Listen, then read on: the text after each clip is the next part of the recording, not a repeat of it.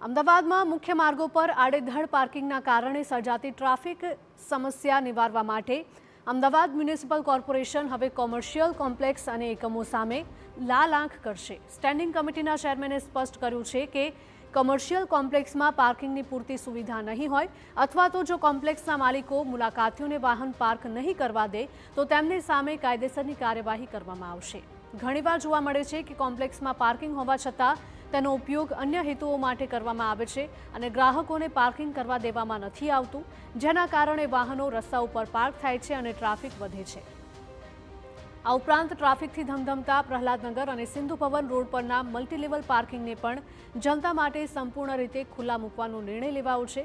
શહેરના વિવિધ વિસ્તારોમાં કુલ 60 જેટલા ખાલી પ્લોટમાં પે એન્ડ યુઝ પાર્કિંગ માટેની વ્યવસ્થા ઊભી કરવામાં આવી છે।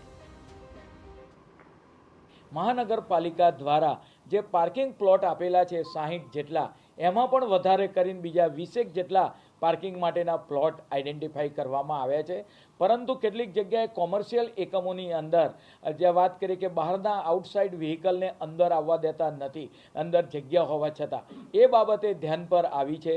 પરિણામે આવનાર સમયગાળા દરમિયાન એ લોકોને પાર્કિંગ અંદરના ભાગમાં કરવા દેવામાં આવે કોમર્શિયલ યુનિટ, એ માટે મહાનગરપાલિકા દ્વારા આવનાર સમયગાળા દરમિયાન એના માટે પણ એક્શન લેવામાં આવશે, જેથી રોડ પર એ વાહન રહે નહીં અને સુરક્ષિત જગ્યાએ વાહનનું પાર્કિંગ થાય।